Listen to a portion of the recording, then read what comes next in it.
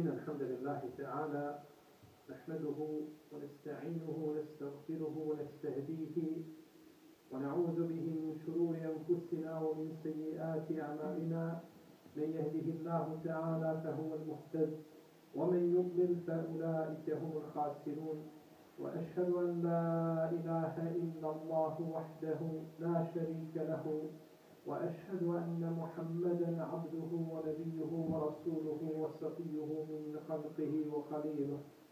يا أيها الذين آمنوا اتقوا الله حق تقاته ولا تموتن إلا وأنتم مسلمون.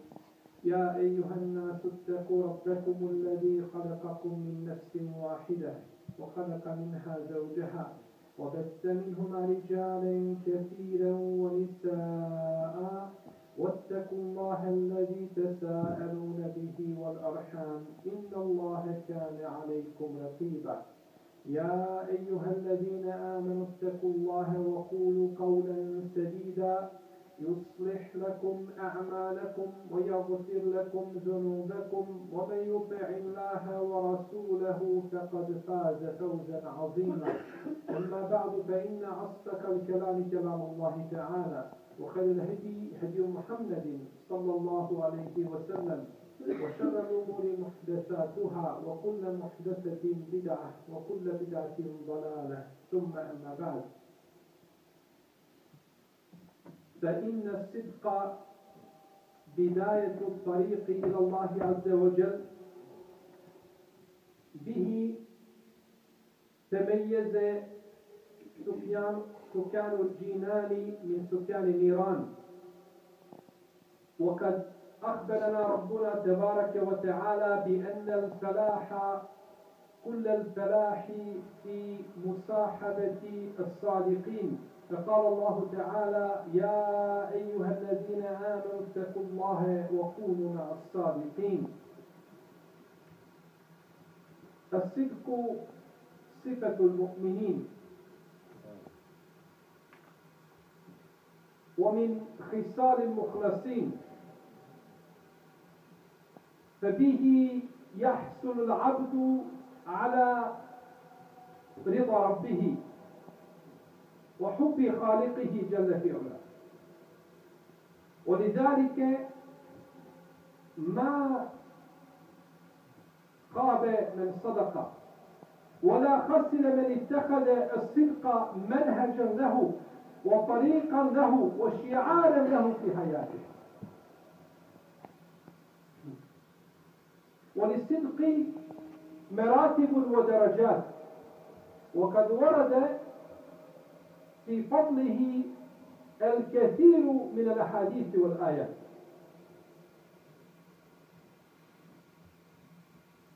أخبرنا رب العزة تبارك وتعالى بأن الصدق هو الذي ينفع العبد يوم القيامة. فقال الله تعالى: هذا يوم ينفع الصادقين صدقهم، لهم جنات تجري من تحتها الأنهار خالدين فيها أبدا، رضي الله عنهم ورضوا عنه، ذلك الفوز العظيم. فلو صدقوا الله لكان خيرا لهم. ويقول الله تبارك وتعالى: أولئك الذين صدقوا وأولئك هم المتقون. وقسم الله عز وجل العبادة إلى قسمين: صادق ومنافق لا ثالث له. يقول الله عز وجل: ليجزي الله الصادقين بصدقهم ويعذب المنافقين إن شاء أو يتوب عليهم. كيف يعذب الله عز وجل، أو كيف يتوب الله عز وجل على المنافقين؟ يوفقهم للتوبة في هذه الدنيا وبالاستقامة والالتزام، ثم يتوب الله عز وجل عليهم يوم القيامة. وإلا إن المنافقين في الدرك الأسفل من النار ولن تجد لهم ناصيرا.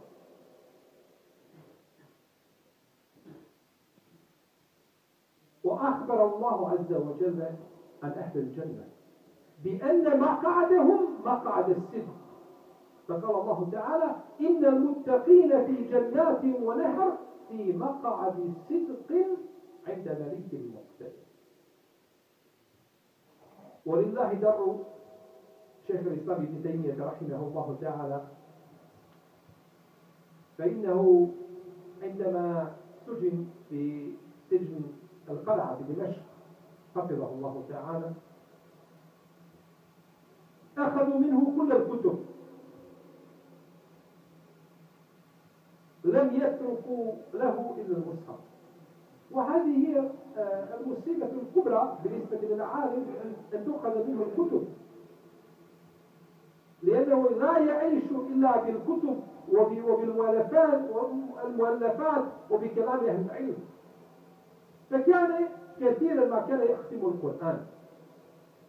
فعندما وصل إلى هذه الآية إن المتقين في جنات ونهر في مقعد صدق عند مليك مقتدر فاضت روحه ومات رحمه الله تعالى وطيب الثرى.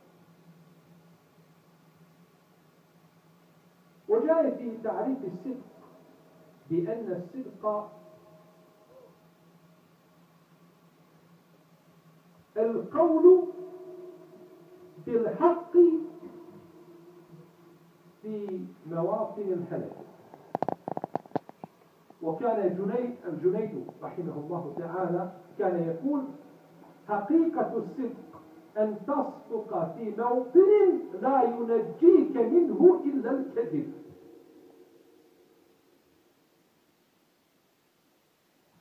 وإليك بعض فضائل الصدق. نسأل الله تبارك وتعالى أن يجعلني وإياكم منهم من الصادقين، ويجعلنا ممن ينالون هذه الفضائل في الدنيا والآخرة. أولا الصدق يهدي إلى كل خير. ثبت في صحيحين من حديث ابن مسعود رضي الله عنه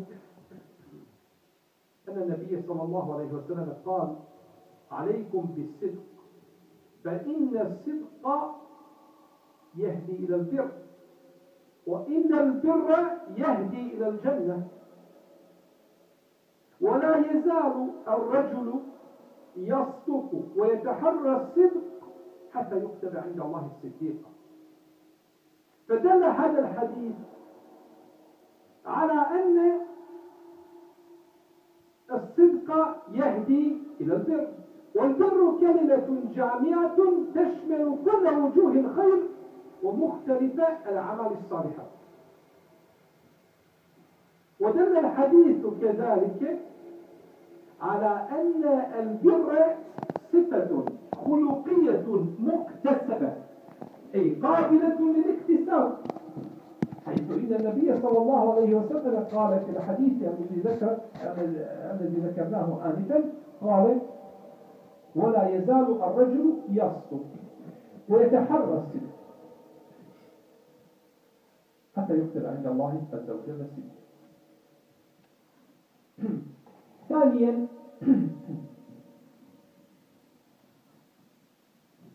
الصدق أحد أسباب دخول الجنة. روى الإمام أحمد والإمام البيهقي في كتابه شعب الإيمان بإسناد حسن عن عبادة بن الصامت رضي الله عنه أن النبي صلى الله عليه وسلم قال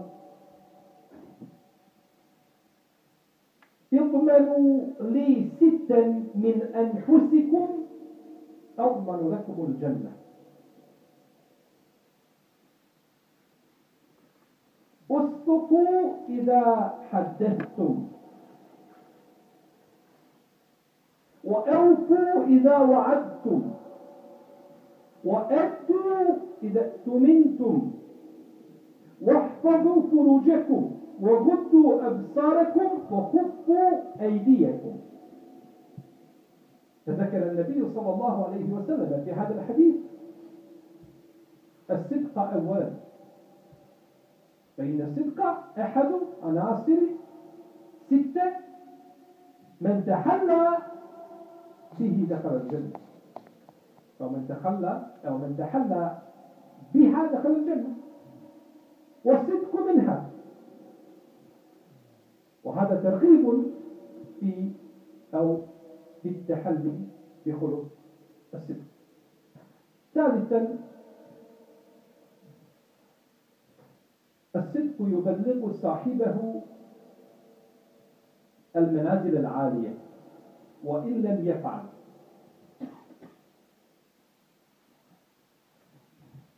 ثبت عند الإمام مسلم عن سهل بن حنيف رضي الله عنه أن النبي صلى الله عليه وسلم قال: من سأل الله الشهادة بصدق بلغه الله عز وجل منازل الشهداء وإن مات على فراشه، لمجرد صدقه ونيته، صدقه مع الله عز وجل. رابعا، الصدق خير ونجاح، وعاقبة الصدق خير وإن توقع المتكلم شرا. قال الله عز وجل: فلو صدقوا الله لكان خيرا لهم. وفي قصة توبة كعب بن مالك رضي الله عنه، وهي مروية في الصحيحين وغيرهما، وهذه القصة مذكورة كذلك في كتاب الله عز وجل: وعلى الثلاثة الذين خلفوا حتى إذا ضاقت عليهم الأرض بما رحبت وضاقت عليهم أنفسهم. الآية. دخل كعب على النبي صلى الله عليه وسلم بعدما أنزلت هذه الآية وقال: يا رسول الله، إن الله إنما نجاني بالصدق، ومن توبتي أي من تمام توبتي ألا أحدث إلا صدقا ما بقي.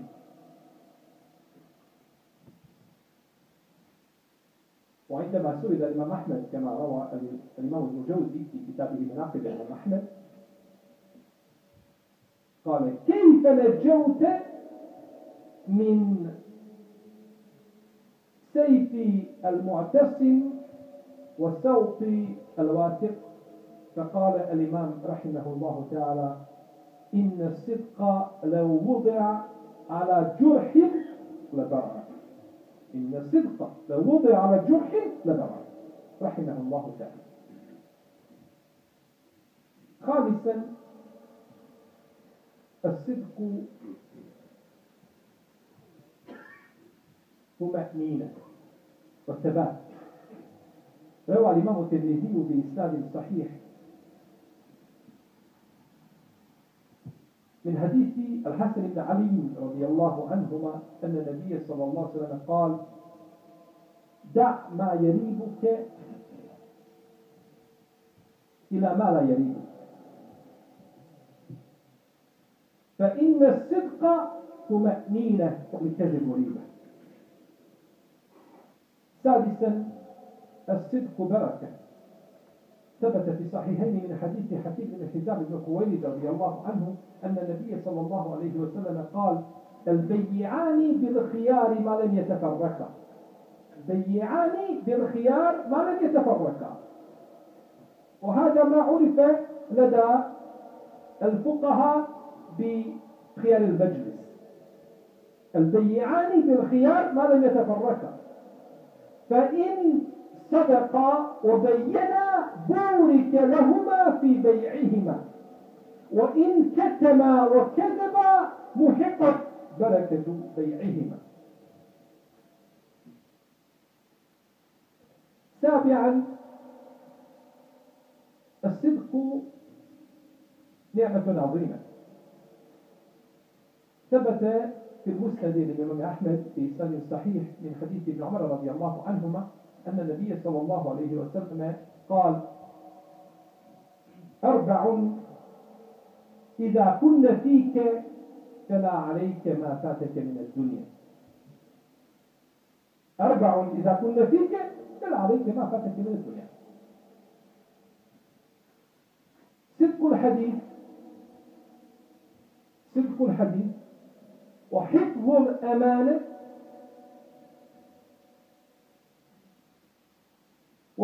الخلق وعفة مقام لا تدخل إلى حلال. هذه الأربع إذا كنت فيك فعليك ما فاتك من الدنيا كما قال النبي صلى الله عليه وسلم. ولذلك يا أخي الإسلام عليك بالصدق حيث تخاف أنه يضرك فإنه ينفعك، ودع الكذب حيث ترى أو تظن أنه ينفعك فإنه يضر بك. فصلى الله تبارك وتعالى أن يجعلني وإياكم من الصادقين وأن يحشرنا في جملة الصادقين مع سيد المرسلين. أقول ما تسمعون وأستغفر الله لي ولكم فاستغفروه إنه هو الغفور الرحيم.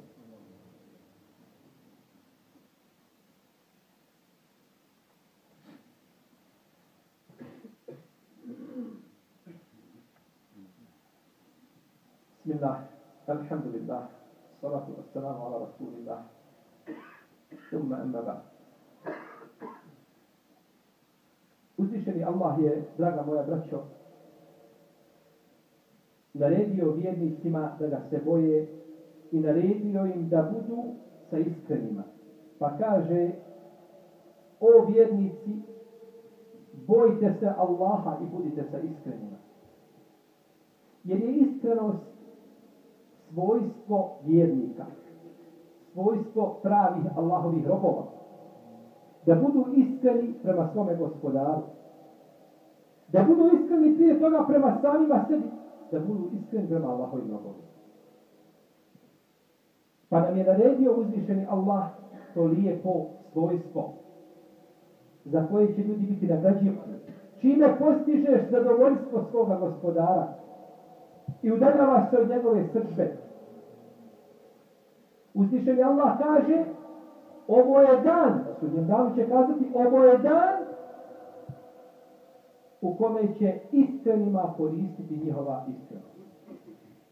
Pa na sudnjem danu neće koristiti čovjeku nego iskrenost. I zato kaže uzvišeni Allah: i da su oni iskreni bili sa Allahom, to bi im bilo bolje. I kaže uzvišeni Allah: to su oni koji su iskreni. I to su oni koji su bogobojazni. Pa je povezana iskrenost i bogobojaznost.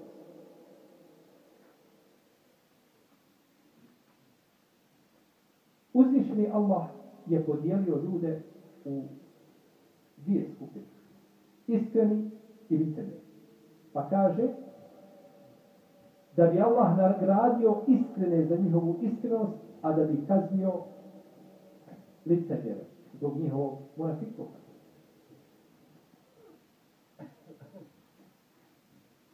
Kada je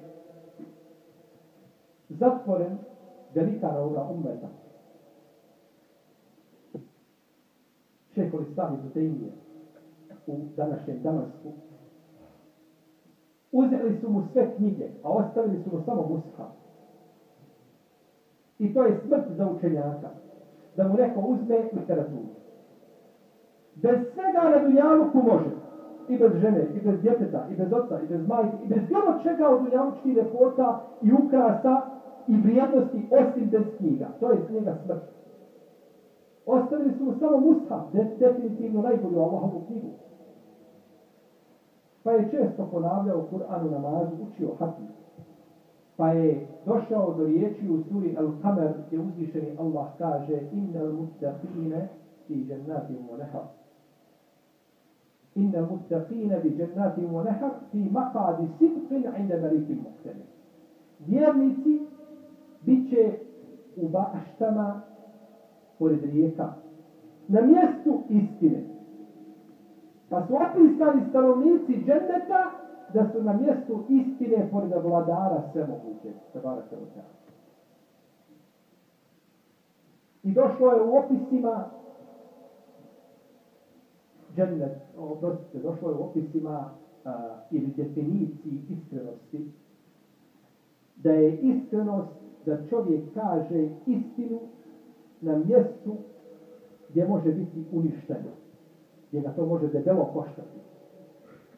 A veliki mufesir koji se zvao El-Džunej, relacije Selefa, govorio je, kaže: Iskrenost je da kažeš istinu tamo gdje te ne može spasiti nego laž. Kada bismo htjeli govoriti o iskrenosti, to bi bila široka tematika u smislu da je, znači, istrpimo i da joj damo njeno pravo. Međutim, spomenut ćemo samo neke oblike iskrenosti. Prvo, iskrenost vodi ljude u džennet. Ili je pomoć za ulazak u džennet. Došlo je u hadisu koga bilježi Imam Ahmed sa dobrim lancem prenosilaca i također Imam Bejhaqi u svom djelu Šu'abul Iman od Ubade ibn Sami kada je poslanik sallallahu alejhi ve sellem rekao: garantujte mi 6 stvari, 6 osobina, ja vam garantujem džennet. Pa je rekao: budite iskreni kada pričate. Izvršite kada obećate. Vratite povjerenu stvar onima koji su je povjerili vama. Nemojte činiti nemoral. Obarajte svoj pogled i suzdržite svoje ruke od činjenja zla. Ja vam garantujem džennet, kada je poslanik sallallahu alejhi ve sellem. Iskrenost vodi čovjeka u džennet. Došlo u hadisu koga bliže Buhari i Muslim od Ibn Mes'uda radijallahu anhu da je poslanik sallallahu alejhi ve sellem rekao: držite se iskrenosti, istine. Jer istina vodi ka dobročinstvu, a dobročinstvo vodi u džennet. I čovjek će kada stalno govoriti istinu, dok ne bude kod Allaha upisan kao istinoljubiv. Onaj koji stalno govori istinu.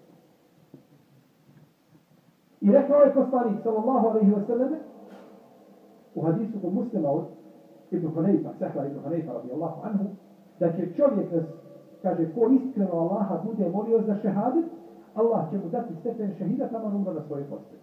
Zbog njegove iskrenosti i nije tako ga ima u svome srcu. Iako nije uradio to djelo koje je trebao da uradi ili koje je želio da uradi.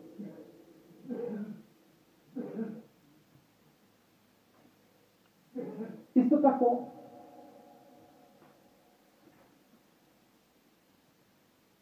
iskrenost je uspjeh. Kazali smo da uzvišen je Allah rekao da su bili iskreni sa Allahom, to bi im bilo bolje. Kjab ibn Malik kada se je pokajao, kada je Allah objavio pokajanje za njega i za njegovu dvojicu prijatelja u suri At-Tawbe,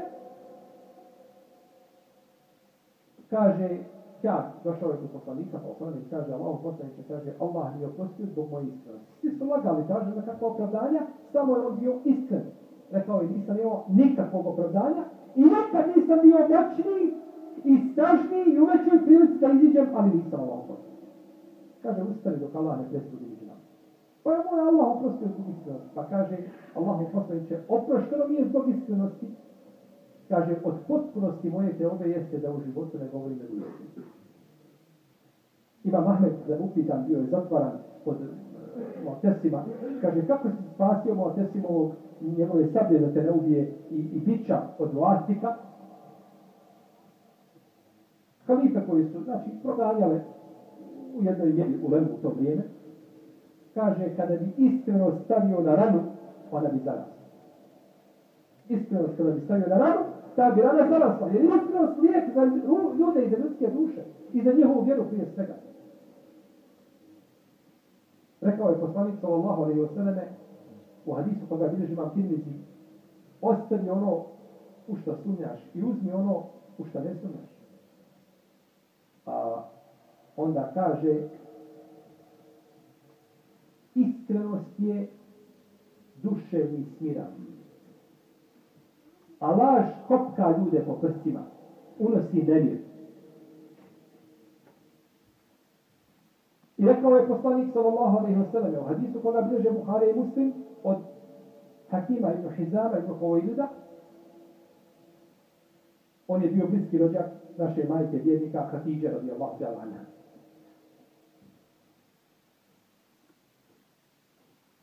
Kaže da je poslanik opravo rekao: kupac i prodavac imaju pravo izbora dok se ne različe.